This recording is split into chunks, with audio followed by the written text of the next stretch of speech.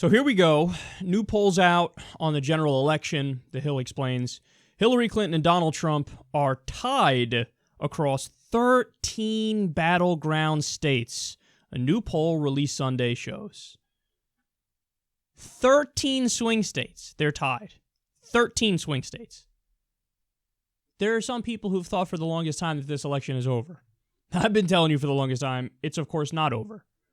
This is further evidence of it here. If anything, the race is getting closer and closer and closer as we inch towards Election Day. They continue. The CBS News Battleground Tracker poll shows Clinton, the Democratic presidential nominee, and her Republican rival tied at 42% apiece. So that's nationally. They're tied nationally. Now, this is where people can rightly object and say, yeah, but you're talking about one poll. The average of polls is what matters most. Good point. On the average of polls, Hillary Clinton is now leading by less than a point. There was a time when she was leading by 6 points on average. Now it's less than a point. There's some recent polls that have Trump winning. Not only Trump winning, but him winning by 6 points. In some polls, they're tied in unfavorables at 56%. It's unbelievable that the Democratic establishment and the loyalists said, oh, you Bernie supporters are so stupid. He's a bad general election candidate. So you have to vote for Hillary because Hillary's really the one who could beat Donald Trump. Oh, really? Did you know that Bernie Sanders, when they did these polls, obviously they don't do them anymore, but when they did the Trump versus Bernie head-to-heads, in some polls, Bernie was up by 15 percentage points. The average, he was up about 10 points. I think it was 9 or 10 points. This election would be so over, it'll make your head spin to steal from Donald Trump if it was Trump versus Bernie Sanders. But since it's Clinton and people, they smell the establishment on her. They smell how disingenuous she is and how she's just going through the motions and doing kabuki theater to try to get elected. And people go, that's pretty funky. I don't like that. And it's showing up massively in the polls now. They continue. 55% of battleground voters want to see, quote, big changes in politics and the economy in the next few years, while 43% want some change and 2% think everything is fine. All right, now let me explain how important that is. Because this is, I think, the first election in my lifetime that you have the Democratic Party running on a platform that admits, hey, we're more establishment than the Republicans. That's a new thing. That wasn't ever a thing before. It was always the case that, to varying degrees, the Democrats would say, we're the outsiders, we're going to come in and we're going to shake things up, we're going to change things, business as usual is not okay. This may be the first time in my lifetime that you have the Republicans saying, you know, the country's going to hell, the country's in a bad place, we need to fix things, we need to go after things, we need to shake things up. And the Democrat is saying, oh, America's already great. It's already great. Everything's going fine. Everything's going great. So yeah, let's continue down this path that we're doing. Let's not go crazy here. So in a weird way, in this narrow, specific area, the Democratic Party is running a more conservative campaign than the Republican Party.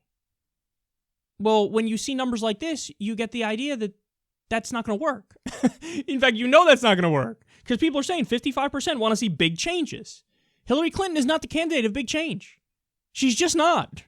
All right, more. 47% of voters in those states feel that Trump could bring change compared with the 20% they think Clinton could. Okay. They're running, the Clinton campaign, the worst campaign I think I've ever seen. And that says a lot. I mean, I remember Mitt Romney's campaign. Disaster. But the Clinton campaign, they really don't know what they're doing, and they act as if contradictions don't exist and they're not on tape. So, they say throughout the entire primary, I'm a progressive. You guys remember on the issue of Wall Street, she pretended to be more progressive than Bernie Sanders. I'm not kidding. In the debate, my plan goes further to crack down on Wall Street. How about that? What? First of all, it's not true. Second of all, Okay, if you're going to make that argument, I assume you're going to stick with this line of reasoning that you are more progressive in the general, right? No. All the idiot Democratic strategists who go by the book decided, well, no, let's do the standard pivot, so build lying into our strategy. In the primary, you say, I'm massively progressive, I'm massively liberal, look at me, I'm so far left. And then in the general, immediately change like that. Now all of a sudden I'm a centrist, now all of a sudden I'm a moderate, now all of a sudden I want to reach out to Republicans. And they've done this so much that she's given multiple speeches on the stage with Bush neocons. Some Bush neocons have fucking endorsed her. And she's given speeches right next to them talking about how we need a muscular foreign policy and the things we need to be very smart about, the things we don't do and the things we need to do. Wink, nod, I will do more intervention. So that was the dead wrong strategy. You know what the effects of that are going to be? You're going to lose your base. Hillary, you didn't even really ever have them. You just assumed you did because you thought, what else are they going to do? Vote for Trump? Fuck them. So because of that hubris and that arrogance, you say, forget them. Now I'm going to run further to the right, but you never stop to look at the polls. What is it? 52% of Bernie supporters right now are going to end up supporting Hillary Clinton. That number's got to be like 80 or 90%. That's what it's supposed to be. 52% is historically low. 36% of millennials are going to vote for Gary Johnson or Jill Stein. You fucking took it for granted. You could have just catered to your base the whole time, and guess what? Then you had a chance to win. Because in order for you to win, the Democrat, you need to have massive turnout among your base, and yes, among millennial voters and independents. How do you get the millennial voters and the independents? You run left. Honestly, you even get the centrist characters who describe themselves that way if you run left, because when you look at the polls, the centrists and the moderates don't even know they're pretty left-wing. This is why Vox did a poll, and they were amazed to find out that Bernie Sanders' agenda polls incredibly well. The overwhelming majority of the American people like almost every part of his platform, but instead you disregard all the polling data, all the information, and you run to the right. So you made your bed, and now you got to sleep in it, and now Donald Trump, a fucking fascist buffoon clown boy, is right there, and he can be the next president of the United States, and you have nobody to blame but yourself.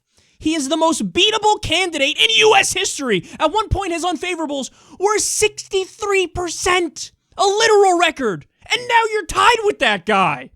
How? Because it's almost like you're trying to bungle this election. Because everybody can smell how dishonest you are and how establishment you are from a mile away. So, what should Hillary Clinton do if she indeed is really serious about winning this election?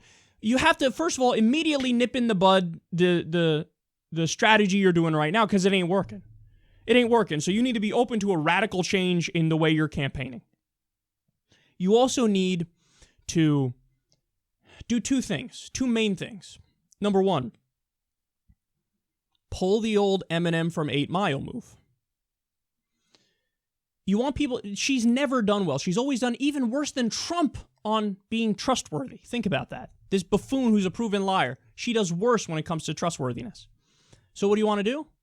You got to fix that. You have to fix that. So you come out there and you say, okay, look, I'm going to lay out for you guys. I'm an adult, and this is what adults do. I'm going to tell you every decision I've made in my career policy-wise. That was wrong. I'm going to own up to it. I'm going to take responsibility. And you have my word. Never again will I do these wrong things or similar wrong things, because it weighs on my conscience. I know a lot of you people think I'm cold and calculating out there, but I'm a human being.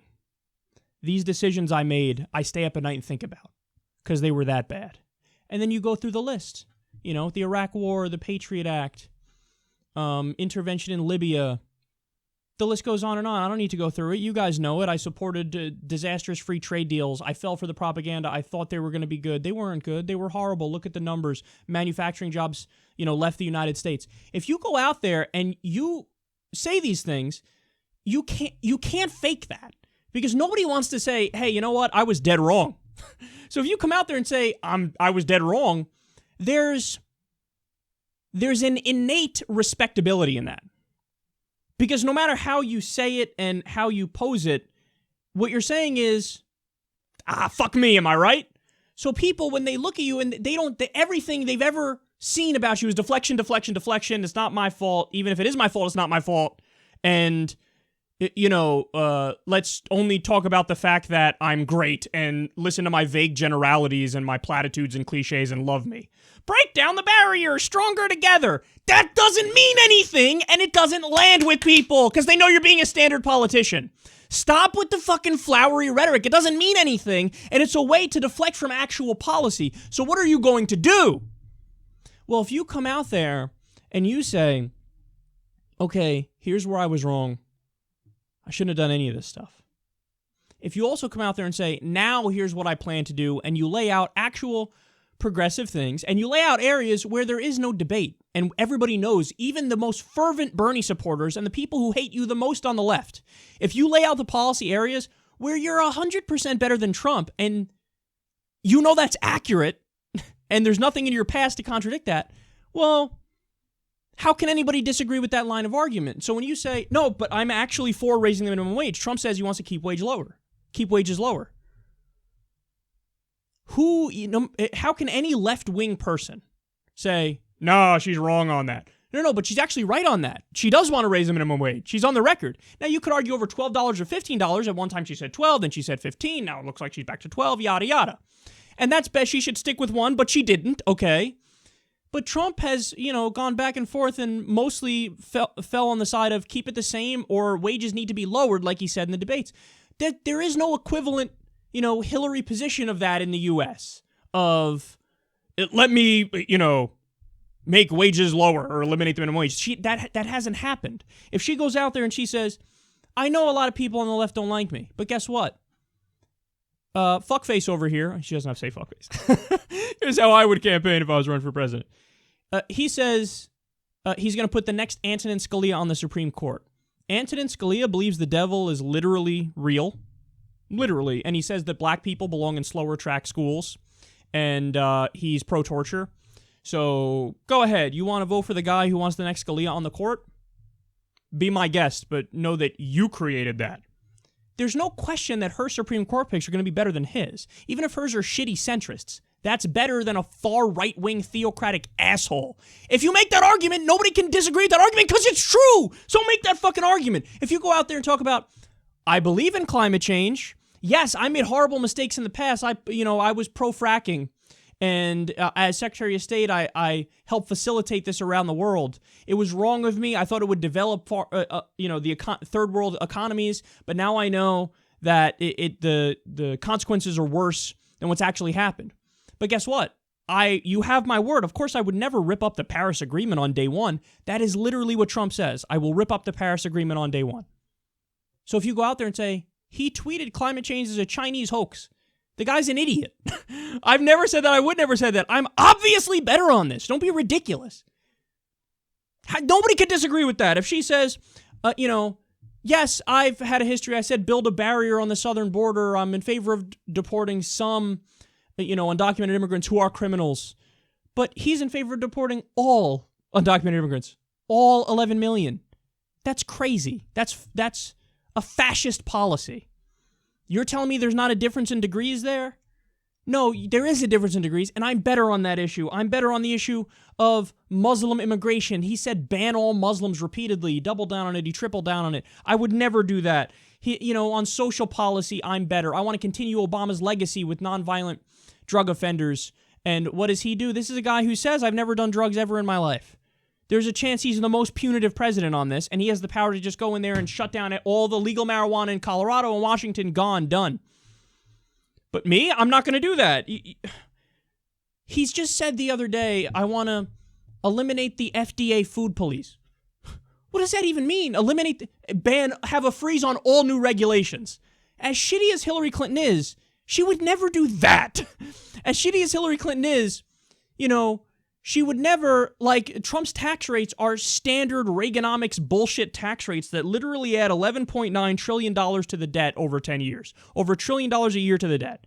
Standard Reaganomics, voodoo economics. Even one area where even neoliberals are better than the fucking, shitty Republicans is that neoliberals, while they're terrible on deregulation policy, they're actually decent on tax rates. Like Obama, we would all say, hey, he's too far right wing and stuff like that. But his top tax rate is about 39%. Bush's top tax rate was 35%. Trump and so many other Republicans want to bring it down to 28, which was the Reagan number. Okay, that's not a little difference. That's a difference between blowing $1 trillion hole in the deficit every year, adding $11.9 trillion to the debt over 10 years, and fucking tanking the economy again. So as bad as Hillary is, her tax rates would be much more reasonable than Donald Trump's. When Trump says, quote, I would borrow knowing that if the economy crashed, you can make a deal. That's not like, okay, so you're saying global economic depression. I can default on U.S. debt, even though the U.S. dollar is the world reserve currency. But you can't do that without having a global depression. He's such a loose cannon that these are things he said and he might do because he's got that authoritarian streak where he just override anybody that says anything counter to it. Hillary would not fucking, default on U.S. debt. It just wouldn't happen as much as I fucking hate her. First Amendment. This is a guy who banned fucking press outlets that spoke negative words about him. A guy who sued Bill Maher over a joke, sued The Onion over a joke, said we need to, quote, open up the libel laws. Even as terrible and fucking, grotesque Hillary is with the media, I don't think she's an existential threat to the First Amendment. I really don't. And the list goes on and on. If she were to come out there and say, okay, guys, here's all the things, all the areas where I'm just better than him, and guess what? Probably the most important one is temperament. Temperament. Now, I'm not one to like any arguments outside of policy arguments, but there are exceptions. And the exceptions are when a guy is so clearly unhinged and so stupid and has such a low IQ as Donald Trump, where he's a walking id. So I look at that guy and I go, oh, almost on face value alone, I can't have that guy be president. The guy's going to have the most powerful army ever created, ever. And nuclear weapons. Hillary is a war hawk. She's been in favor of way too many interventions. The difference between Hillary Clinton and Donald Trump is Hillary Clinton's killing of civilians overseas would be gross negligence. Donald Trump's would be murder. My intent is to kill civilians. That's the whole point, as he said on Fox and Friends when he said, let's take out their families. Let's take out their families. Torture. This is a guy who drops even the facade the neocons had of enhanced interrogation. He's like, no, I'm just going to call it torture and I'm going to torture. Fuck the Geneva Conventions. I want to pull out of the Geneva Conventions. I don't care about that. Is this something that is degrees worse than Hillary, even though, again, she's a horrible warmonger? Yes! You can't gloss over the nuance and the differences. And if she were to go out there and make these arguments, I do think, I really do, that it would resonate and people would say, oh, she's being honest now and it's a wake-up call. What she's saying is, you might not like me, I might be an establishment insider, but guess what? 4 years continuing down the path we're on, this milquetoasty, neoliberal, Obama-style direction, 4 years of that or 8 years of that is beyond preferable to the potential destruction of America as we know it. And with Donald Trump, I don't think that's just hyperbole. I think that's a very real possibility. He will either be the most establishment president ever, in the sense that he surrounded himself with neocons just like Hillary Clinton, and he might acknowledge how stupid he is and just defer to other people, like the report about how John Kasich, he wanted John Kasich to be his VP and have John Kasich do all the work, and he just goes around the country giving speeches and stuff. So he'll either be the most establishment ever, even more establishment than Hillary Clinton, which is hard to conceive of, but possible, or he will be this gigantic wild card and he'll be Erdogan of the United States of America, and he'll say, I don't care about your rules, I don't care about your checks and balances, I'm going to override it all. Watch me do it. Either one of those things I don't want to roll the dice on.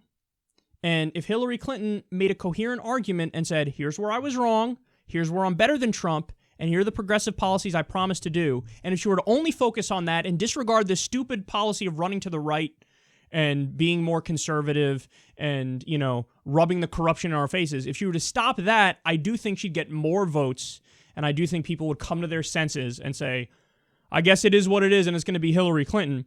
But look, I don't think she's going to do any of this. I think she's going to double down because she has so much hubris and so much arrogance. I think she's going to continue to run to the right, continue to court neocons, continue to flaunt the corruption in our faces.